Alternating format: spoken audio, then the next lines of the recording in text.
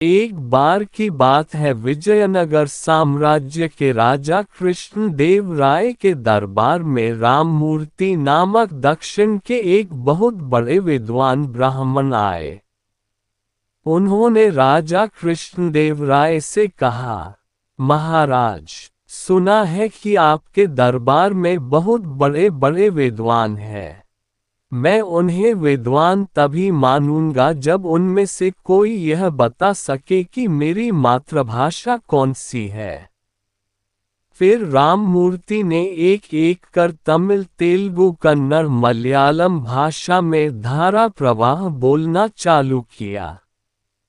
उनकी भाषा सुनकर ऐसा लग रहा था मानो वह जिस भी भाषा में बोलते थे यही उनकी मातृभाषा है।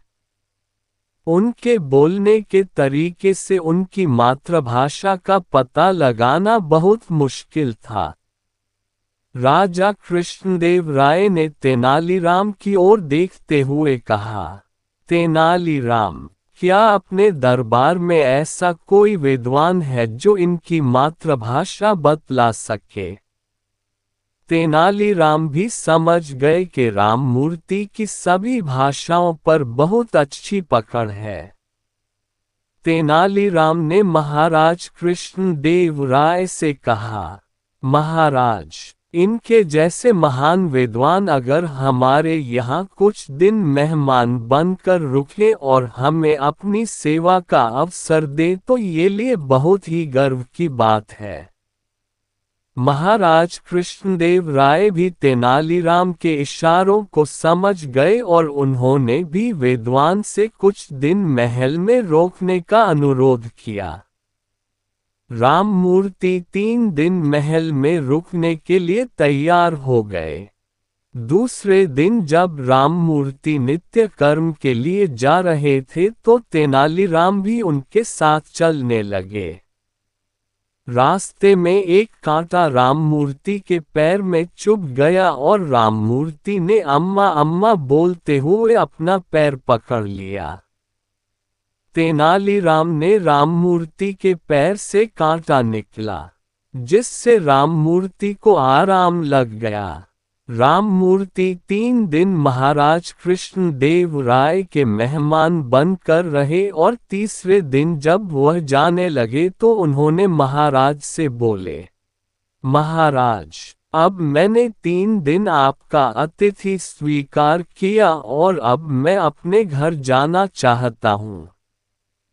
क्या आपके दरबार में कोई विद्वान है जो मेरी मातृभाषा बतला सके?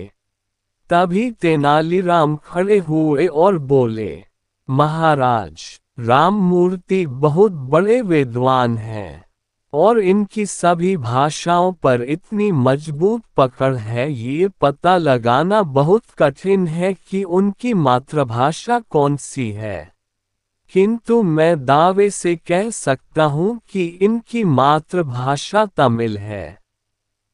ये सुनकर राममूर्ति बहुत प्रसन्न हुए और तेनालीराम से पूछा, तेनालीराम, तुम्हें कैसे पता चला कि मेरी मातृभाषा तमिल है? तेनालीराम बोले, जब आपके पैर में कांटा चुभा था तब आपके मुख से अम्मा अम्मा शब्द निकले थे। जब व्यक्ति कठिनाई में होता है तो अपने माता पिता या परमेश्वर को याद करता है और वह भी उसकी मातृभाषा में। अम्मा शब्द तमिल का शब्द है, इसलिए आपकी मातृभाषा तमिल है। तेनालीराम की बुद्धिमत्ता को देखकर राममूर्ति बहुत प्रसन्न हुए और तेनालीराम की बुद्धिमत्ता की प्रशंसा करते हुए चले गए। और राजा कृष्णदेवराय ने प्रसन्न होकर तेनालीराम को ढेर सारे उपहार और सम्मान दिया।